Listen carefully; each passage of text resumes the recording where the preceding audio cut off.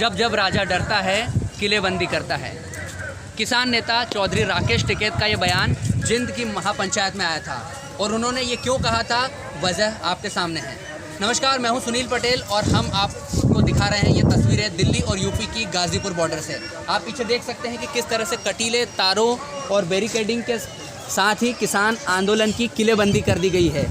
Ghazipur border का ये नज़ारा आपको दिखाता है कि किस तरह से 70 दिनों से ज़्यादा चल रहे इस किसान आंदोलन की राह में अब रोड़े अटकाए जा रहे थे, लेकिन अब यहाँ पर कीले और तार भी आ गए हैं। एक तस्वीर और भी है जो आपको दिख रहे होंगे कि ये जो मिट्टी डाल रहे हैं ये नेशनल हाईवे 24 है और यहाँ पर दिल्ली पुलिस की तरफ से सुरक्षा के तो पुख्ता इंतजाम किए गए हैं।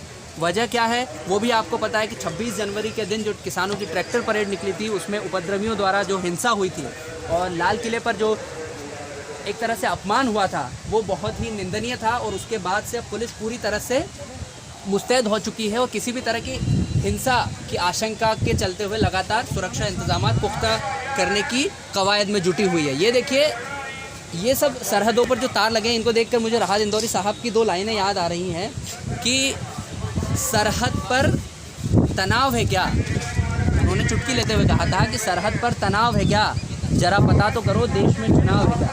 लेकिन ना हमारे देश में कोई चुनाव है और ना ही फ़िलहाल हमारे देश की सरहदों पर कोई तनाव है। लेकिन ये नज़ारा देश की कहीं बॉर्डर या इंटरनेशनल बॉर्डर का नहीं बल्कि भारत के अंदर ही सरहदों का है। गाज़ीपुर बॉर्डर है जो दिल्ली और उत्तर प्रदेश के बीच में है और यहाँ पर हम फ़िलहाल अभी हाईवे पर मौजूद हैं जहाँ पर लगातार किसानों का जत्था भी हम आपको यहाँ दिखाएंगे किस तरह से यहाँ पर आंदोलन चल रहा है। हज़ारों की संख्या में ट्रैक्टर और गाड़ियों के साथ यहाँ पर किसान जमा है। क्यों ये आंदोलन इतना लंबा खिंच रहा है, सरकार का क्या रुख है और लगातार एक वक्त था जब ये आंदोलन ठंडा पड़ चुका था। इसी को लेकर बातचीत करने के लिए हमारे साथ राकेश चौधरी जी हैं। चौधरी साहब खुद पत्रकार हैं और एक किसान परिवार से भी आते हैं, हरियाणा से ताल्लुक़ रखते हैं। चौधरी साहब, आपको पता है कि लगातार इस आंदोलन में कहा जा रहा है कि ज़्यादातर हरियाणा और पंजाब के किसान हैं, आप उसी पृष्ठभूमि से हैं। आपको क्या लगता है कि इस आंदोलन को क्यों इतना हवा दिया जा रहा है? आपको क्यों लग रहा है ऐसा कि जो किसान हैं वो वाकई में अब मानने के मूड में नहीं है? देखिए, किसान मानने के मूड में नहीं है या सरकार मानने के मूड में नहीं है ये हम नहीं कह सकते, लेकिन इतना ज़रूर है कि जो भी कुछ है ये जो बातचीत के जरिए ही रास्ता निकलेगा। लेकिन सरकार और जो बातचीत कर रही थी, मोदी जी कहते हैं कि हम तो बातचीत के लिए तैयार हैं। मैं गौरव से गुजारिश करूंगा कि वो तस्वीरें भी दिखाते रहें कि किस तरह के हालात यहाँ पर बॉर्डर पर है और हम आपको बातचीत के जरिए समझाते भी रहेंगे कि आखिर ये हो क्या रहा है। देखिए, मोदी जी का कहना है कि हम तो किसानों से बस एक फ़ोन कॉल की दूरी पर हैं, वो हमसे जब चाहे बात कर सकते हैं। जब किसान नेताओं से आप बात करते हैं तो वो कहते हैं भैया हम भी इंतज़ार में हैं, सरकार हमें बुलाए तो हम बातचीत करने के लिए तैयार हैं। 10, 11, 12 दौर की हम बातचीत कर ही चुके हैं लेकिन नतीजा अभी तक सिफर रहा। आपको क्या लगता है कि अब ऐसा क्या है कि जो फिर से बातचीत शुरू होगी और इसके ज़रिए हल निकल जाएगा? देखिए, जिस तरह से जब तक बातचीत दोबारा से शुरू नहीं होगी तो संभावना ये जताई जा रही है कि हल निकलना भी बिल्कुल बहुत मुश्किल यहाँ पर दिखाई देता है। आपको थोड़ी सी तस्वीरें और दिखाना चाहूँगा कि यहाँ पर क्या स्थिति बन गई है। नेशनल हाईवे 24 पर एक तो ये आप बैनर देखेंगे, इस पर साफ तौर पर दिल्ली पुलिस के उपायुक्त की तरफ से लिखा गया है कि आप सभी को सूचित किया जाता है कि यहाँ धारा 144 CRPC लागू है, अतः आप सभी से अनुरोध है कि इस क्षेत्र में किसी तरह एकत्रित होना या प्रदर्शन करने की अनुमति नहीं है, अन्यथा उल्लंघन करने पर कानूनी कार्यवाही की जा सकती है। यानी कि पुलिस लगातार मुस्तैद है, वो कह रही है कि यहाँ पर आप इकट्ठे मत होइए। हालांकि इसी जगह से जहाँ पर ये बैनर लगा हुआ है उससे ही चंद कदमों की दूरी पर आप देखिए किसानों के तंबू लगे हुए हैं। किसान मानने के लिए तैयार है और ना ही सरकार अब उस तरह से इस आंदोलन को ट्रीट कर रही है। पहले तो जो केंद्रीय कृषि मंत्री थे वो भी लगातार बैठकें कर रहे थे, प्रधानमंत्री मोदी भी इस पर थोड़ा सा एक हल्का लचीला रुख था क्योंकि देश का अन्नदाता है। देखिए, हज़ारों लाखों की संख्या में किसान हैं जो लगातार प्रदर्शन कर रहे हैं और ये तस्वीरें सिर्फ गाज़ीपुर बॉर्डर की है। एक वक्त पर गाज़ीपुर बॉर्डर, यहाँ पर पश्चिमी उत्तर प्रदेश से बहुत ज़्यादा किसान यहाँ पर लगातार आंदोलन में डटे हुए हैं राकेश टिकैत के नेतृत्व में। लेकिन ये केंद्र तब बना जब जाके राकेश टिकैत के मीडिया से बात करते हुए एक दिन आंसू निकल गए। उस दौरान दिल्ली पुलिस और यूपी पुलिस ने लगातार यहाँ पर भारी किलेबंदी कर दी थी और लग ही रहा था उस दिन कि अब ये आंदोलन लगभग यहाँ से ख़त्म हो जाएगा और किसानों को यहाँ से उठा दिया जाएगा। लेकिन अब स्थितियाँ थोड़ी बदल चुकी हैं। अब किसानों का हुजूम यहाँ पर पहुँचा, उसके बाद लगातार यहाँ पर हलचल जारी है, बड़ी संख्या में किसान हैं और जो हालात बने हुए हैं उसको देखकर अब लग नहीं रहा कि फिर से ये आंदोलन खत्म होने की जैसी स्थिति में है। आइए हम और बातचीत करते हैं। राकेश जी, दर्शकों को बहुत संक्षिप्त में ये बताइए कि आखिरकार आप तो उसी पृष्ठभूमि से आते हैं, आप किसान परिवार से भी आते हैं और पत्रकार के तौर पर भी आपने शायद इससे पहले भी आंदोलन देखे होंगे देश में। क्या इससे पहले इस तरह की परिस्थितियाँ हुई हैं कि 70 दिन से ज़्यादा आंदोलन कर रहे हैं देश का अन्नदाता या कोई भी व्यक्ति हो जो आंदोलन कर रहा है और सुरक्षा के लिए इस तरह की किलेबंदी की गई है कि उनको बिल्कुल भी आवाजाही पर रोक लगाना, पानी काटना, बिजली काटना, इस तरह की स्थितियाँ पहले कभी दिखी है? देखिए, आज से पहले जो आंदोलन हुए, ऐसा नहीं हुआ कि आंदोलन नहीं होते थे। आंदोलन तो हुए, लेकिन बातचीत का दौर भी साथ के साथ चलता रहता था और यही वजह रहती थी कि वो आंदोलन बहुत जल्दी ख़त्म भी हो जाते थे। लेकिन यहाँ जिस तरह से बातचीत पे ब्रेक लगा है, पिछले 10-11 दिन से अभी भी बातचीत का कोई प्रस्ताव ना तो सरकार की तरफ से आया है, ना ही किसानों की तरफ से कोई प्रस्ताव गया है। लगातार जब बात होती रहती है, अब जैसे कि थोड़े दिन पहले पीएम मोदी ने सर्वदलीय बैठक की थी और सर्वदलीय बैठक में जब ये मामला उठा तो पीएम ने कहा था कि बस एक कॉल की दूरी है। आखिर वो कॉल सरकार की तरफ से क्यों नहीं की जा रही है? क्या उसका इंतज़ार किया जा रहा है? ये थोड़ा समझ से बाहर है। अगर सरकार को लगता है कि इस आंदोलन को ख़त्म कराना है तो पहल भी जहाँ तक मुझे लगता है सरकार को ही करनी पड़ेगी और कहीं ना कहीं इस आंदोलन को जितनी जल्दी हो सके सरकार काबू में कर ले और आंदोलन को ख़त्म करवा दे, चाहे वो बातचीत के जरिए ख़त्म हो या आपसी तालमेल के जरिए ख़त्म हो। लेकिन अगर ये आंदोलन ज़्यादा बढ़ता गया तो उतनी ही समस्या आगे आने वाले दिनों में सरकार के लिए भी हो सकती है और किसान इस समस्या का बहुत दिनों से लगातार सामना भी कर रहे हैं। 150 से ज़्यादा किसान अब तक शहीद भी हो चुके हैं इन्हीं बॉर्डर्स पर। गाजीपुर बॉर्डर पर भी कुछ जवान शहीद हुए हैं, सिंगू, टीकरी। तो लगातार जो ये द्वंद्व बातचीत के बीच आया है उसको ख़त्म करके जल्द से जल्द सरकार बातचीत का जो जरिया है उसे आगे बढ़ाए। अच्छा, बातचीत तो अभी देखिए कोई पहल न दोनों गुटों की तरफ से नहीं हो रही है। दूसरी चीज़ है, किसान लगातार आंदोलन कर रहे हैं, विपक्ष का समर्थन मिल रहा है, राजनीतिक पार्टियों पर तो ये आरोप लग रहा है कि वो अपनी राजनीतिक रोटियाँ सेक रहे हैं। चलिए ठीक है, लेकिन अब इस आंदोलन में देश की सेलिब्रिटी के अलावा इंटरनेशनल सेलिब्रिटीज़ का भी दखल बढ़ गया है। देखिए, रिहाना है, पॉप सिंगर है, उन्होंने ट्वीट किया किसानों के समर्थन में। ग्रेटा थनबर्ग है जो कि एक पर्यावरण के लिए वो आवाज़ उठाती रहती है। उसके अलावा भी मियाँ खलीफा है और भी कई ऐसे सेलिब्रिटीज़ हैं। यहाँ कहें कि अमेरिका की उपराष्ट्रपति जो कि भारतवंशी हैं, कमला हैरिस, उनकी भतीजी हैं, वकील हैं, लेखिका है, उन्होंने भी किसानों के आंदोलन में समर्थन किया। तो कहीं ना कहीं विदेश मंत्रालय ने जवाब भी दिया है उनको कि आप लोगों को इस मामले की जानकारी नहीं है, तब तक आप इस बारे में नहीं बोलिए। राहुल गांधी ने भी ट्वीट करके रिहाना को जवाब दिया कि देखिए ये हमारे देश का इंटरनल मैटर है और हम इसको डील कर लेंगे। मुझे ये बताइए कि आंदोलन लगातार चल रहा है, स्थितियाँ यहाँ सरकार भी देख रही है, लेकिन अब जब इस पर एक इंटरनेशनल भी एक तरह से दबाव है, तो कहीं सरकार दबाव में आ रही है, इसका सरकार के रुख पर क्या असर होगा? क्या सरकार बातचीत करके इस आंदोलन को खत्म कराने की अब कोशिश करेगी? थोड़ा पॉजिटिव होगी क्या किसानों के लिए? देखिए, जिस तरह से हालात बने हुए हैं उससे अभी कुछ नहीं कहा जा सकता। अगर सरकार को बातचीत करनी है तो बहुत जल्दी इसके लिए कुछ ना कुछ ऐसा हल निकालना पड़ेगा जिससे कि बातचीत का दौर शुरू हो, आंदोलन खत्म हो। पर बात रही अंतर्राष्ट्रीय स्तर पर जिस तरह से मुद्दा अब गरमाया है, चाहे वो किसी ने भी ट्वीट कर इसका आंदोलन का समर्थन किया है, तो निश्चित तौर पे ये ऐसा पहली बार नहीं है। हर आंदोलन में कहीं ना कहीं अंतर्राष्ट्रीय स्तर पे बातें उठाई जाती रही हैं, मानव अधिकारों की बातें हमेशा होती रही हैं। अब इसको वो ठीक है कि हमारा ये आंतरिक मामला है और इसमें किसी की दखलंदाजी बर्दाश्त नहीं है, लेकिन ये आंतरिक मामला है तो इसे क्यों इतना लंबा खींचा जा रहा है? अच्छा, एक चीज़ ये है, आइए हम उधर भी और तस्वीरें दिखाते हुए आपसे बातचीत करते हैं कि राकेश जी, एक मामला ये भी है कि अब ना महापंचायतें होने लगी हैं। जो नरेश टिकैत हैं, बालियान खाप के अध्यक्ष हैं और वो लगातार पंचायत कर रहे हैं। उसके बाद जो किसान नेता है, बड़ी संख्या में उत्तर प्रदेश कहें, राजस्थान कहें या हरियाणा में खाप पंचायतें हो रही हैं और मोदी सरकार के विरोध में वहाँ पर प्रस्ताव पारित किए जा रहे हैं। एक चीज़ ये है, 2022 में उत्तर प्रदेश में चुनाव होने वाला है और कहीं ना कहीं ऐसा तो नहीं है कि उत्तर प्रदेश में जो विरोध बढ़ रहा है, जो किसान संगठन एकजुट हो रहे हैं, जो किसान एकजुट हो रहे हैं, तो इसका योगी सरकार को कोई नुकसान हो सकता है क्या?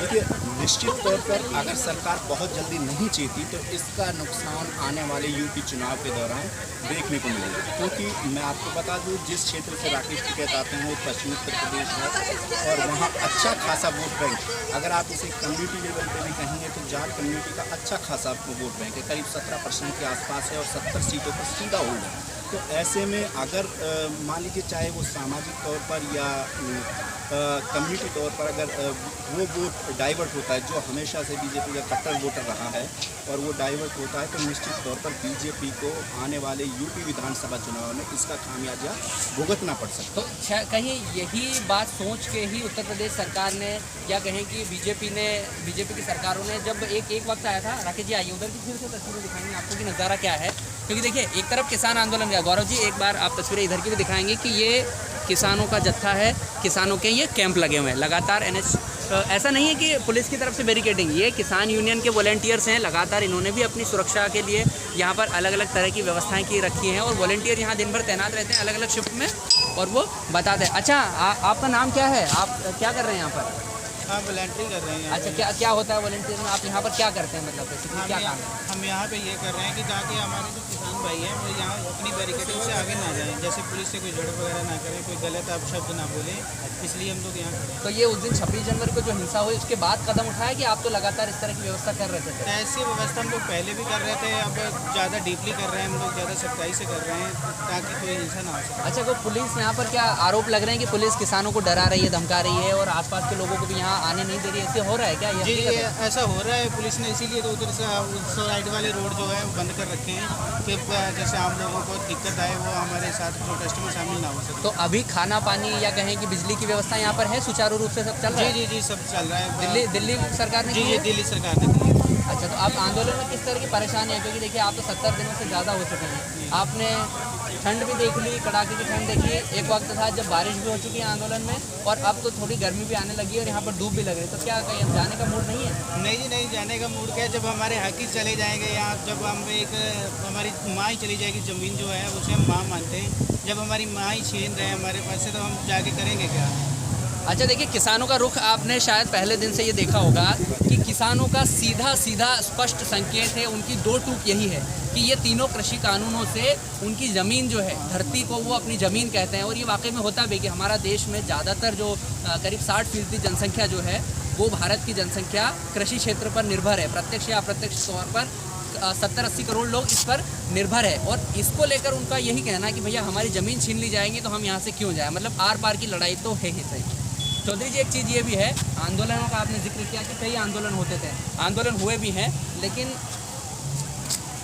इस तरह की व्यवस्था, इस तरह की बैरिकेडिंग, इस तरह की किलेबंदी तो शायद हमने अभी बॉर्डर पर देखी होगी, मतलब जहाँ सैनिक तैनात होते हैं। एक तरह हमारी चाइना से झड़प हुई थी तब इस तरह की हम कभी तस्वीरें देखते थे, या पाकिस्तान के साथ अमूमन जब कुछ होता है सीज़ फायर या इस तरह की बातें आती, खबरें आती, तब ये चीज़ देखते हैं। लेकिन क्या ये नज़ारा पहले भी भारत में आंदोलनों में दिखा था? मैं किसी सरकार की बात नहीं कर रहा हूँ, मैं भारत सरकार को एड्रेस करके ये बात आपसे पूछना चाहता हूँ, कांग्रेस की सरकारें रही या बीजेपी, क्या इस तरह का पहले कभी हुआ है? देखिए, अगर बात आप इस किलेबंदी की कर रहे हैं तो ऐसा नज़ारा शायद आपको देश की जो सरहदें हैं उन पर भी नहीं दिखाई देगा, जितनी पुख्ता इंतजाम यहाँ अब की बार बैरिकेडिंग लगाकर, सीमेंटेड दीवार खड़ी करके या कीलें गाड़ कर, तो इससे साफ तौर पे लगता है कि ये किसानों के साथ संवाद करने का या किसानों की बातें मानने का या किसानों के साथ बातचीत करके जो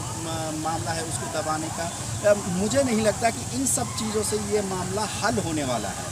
ये ठीक है कि सुरक्षा के पुख्ता इंतजाम होते रहे हैं, पहले भी होते रहे हैं, मात्र एक बैरिकेडिंग जरूर होती थी, लेकिन इस प्रकार की कि जहाँ ज़बरदस्त जो वो तारें लगाई गई हैं जिन्हें किसान अपने खेत में भी नहीं लगा सकता और वो प्रतिबंधित होती हैं। अच्छा, तो ये कहानी कहीं ऐसा तो नहीं है, आप जैसे बोल रहे हैं कि इससे वार्ता तो नहीं हो सकती, यानी बातचीत के रास्ते इस तरह की व्यवस्थाओं से शायद बंद हो जाते हैं, तो कहीं ऐसा तो नहीं है कि ये डराने की या किसानों को सिर्फ दबाने की कोशिश है?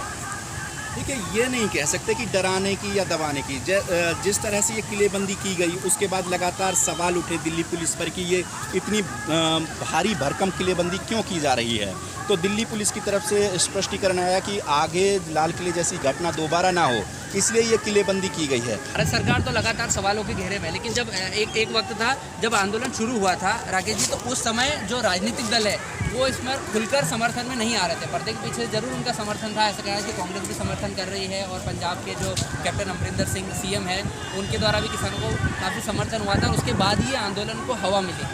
तो अब जो खुलकर जब 26 जनवरी की घटना हुई उसके बाद जो राजनीतिक दल है खुलकर किसानों के समर्थन में आ गए, हालांकि फिर भी किसान संगठन उनको अपने मंच पर जगह नहीं दे रहे हैं, वो सिर्फ उनको सपोर्ट दे रहे हैं, ना कि किसान उनसे सपोर्ट मांग रहे हैं। अभी संसद का सत्र भी चल रहा है, विपक्ष लगातार मोदी सरकार को घेर रहा है और अब ऐसा क्या लगता है क्या कि अब राजनीतिक पार्टियों का जो दबाव है जो खुलकर किसानों के समर्थन में है और सरकार का विरोध कर रहा है, इसका कोई असर होगा क्या इस आंदोलन को ख़त्म करवाने में या किसान वो जो कानून है उनकी वापसी में?